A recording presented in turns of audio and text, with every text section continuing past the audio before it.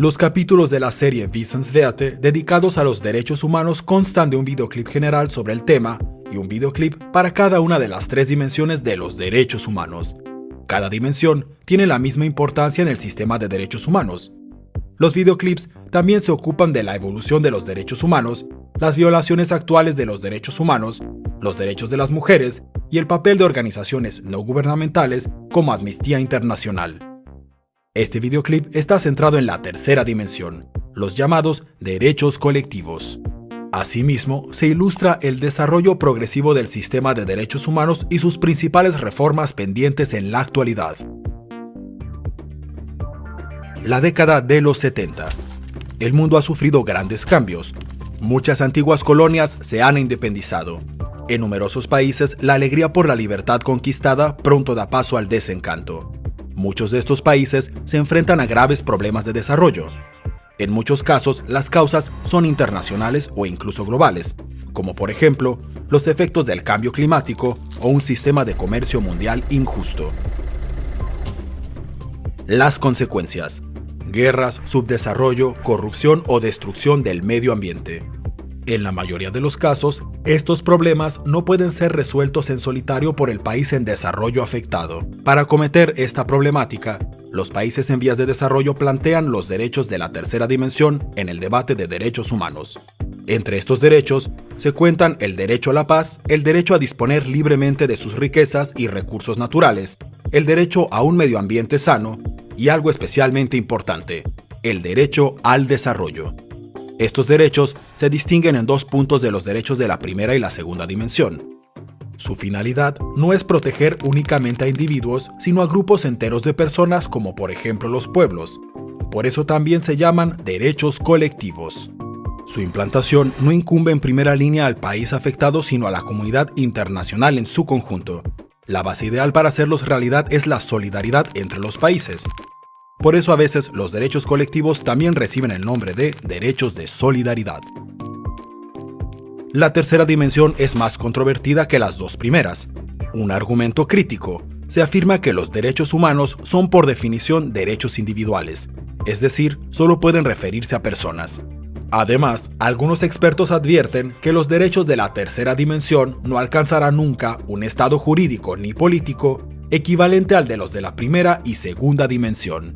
De ahí surge el temor de que el principio de indivisibilidad de los derechos humanos pueda llegar a verse socavado, con lo que debilitaría el sistema de derechos humanos en su conjunto. En un principio, la mayor parte de los países industrializados se opuso al reconocimiento de la tercera dimensión. Temían que los países en vías de desarrollo pudieran derivar del derecho al desarrollo exigencias de índole económica. Sin embargo, desde la Conferencia Mundial sobre Derechos Humanos de 1993, también la mayoría de los países industrializados apoya la tercera dimensión de los derechos humanos. A pesar de las críticas, se ha llegado a un consenso. Los derechos de la tercera dimensión son parte integrante del sistema de derechos humanos.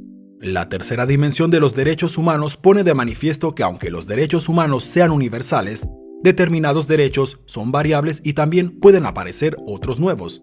La necesidad de introducir nuevos derechos humanos puede obedecer al desarrollo tecnológico, por ejemplo, en el ámbito de la ingeniería genética o la clonación, pero la aparición de nuevos derechos también puede verse estimulada por transformaciones políticas. En el caso de la tercera dimensión, los factores principales son la descolonización y la globalización. Así pues, andando el tiempo, un aspecto novedoso puede llegar a ser objeto de un consenso internacional. Pero eso aún no significa que todos los países tengan que atenerse a ello o que los derechos puedan incluso considerarse reclamables ante los tribunales. Para que eso sea así, los derechos tienen que estar reconocidos en un tratado internacional.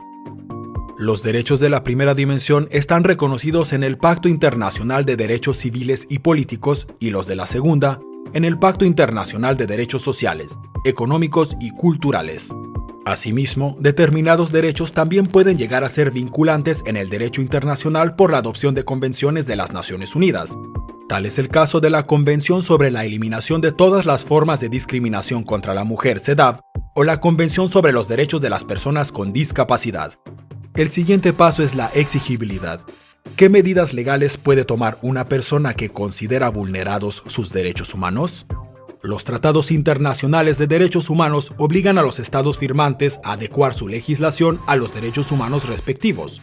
En caso de violación de esos derechos, las víctimas pueden recurrir a sus tribunales. Suponiendo que una persona agote todas las instancias judiciales y finalmente se desestime su reclamación, solo le quedan dos posibilidades. Primera posibilidad. La persona afectada puede presentar una denuncia ante el comité creado en virtud del tratado respectivo, que es un órgano encargado de la vigilancia de su aplicación. El comité emite una decisión. Aunque no sean vinculantes para el país de origen del particular que presenta la denuncia, ha quedado acreditado que este tipo de decisiones oficiales puede tener un considerable peso político. Ningún país quiere ser tachado de violador de los derechos humanos ante la opinión pública mundial. Este importante instrumento existe para la primera y la segunda dimensión, así como para las convenciones. Sin embargo, todavía no está previsto para la tercera dimensión. Otra posibilidad es la demanda individual dentro de uno de los sistemas de derechos humanos de ámbito regional. El sistema más desarrollado es el europeo. El Tribunal Europeo de Derechos Humanos dispone de un órgano judicial al que se acude frecuentemente. Cada año, este tribunal recibe más de 50.000 denuncias individuales procedentes de países miembros del Consejo de Europa. Los demás sistemas regionales de derechos humanos están menos desarrollados hasta el momento. Ofrecen escasas alternativas al sistema de derechos humanos de la ONU. Hay un hecho cierto. El sistema internacional de derechos humanos se desarrolla progresivamente. Ya se ha logrado mucho, pero también queda mucho por hacer. Entre las principales asignaturas pendientes del sistema de derechos humanos se pueden señalar las siguientes. Es preciso fortalecer los sistemas regionales de derechos humanos, sobre todo en África y América. Hay regiones del mundo como Asia y Oriente Próximo donde a día de hoy no existe ningún sistema regional de protección de los derechos humanos. Es necesario crearlos. Tanto los países por separado como la comunidad internacional en su conjunto tienen que redoblar sus esfuerzos para evitar las violaciones de los derechos humanos ocasionadas por actores no estatales, por ejemplo, multinacionales, grupos rebeldes o el crimen organizado. La Corte Penal Internacional con sede en La Haya debe desarrollarse y reforzarse. Su competencia abarca violaciones especialmente graves de los derechos humanos, como el genocidio y los crímenes de lesa humanidad.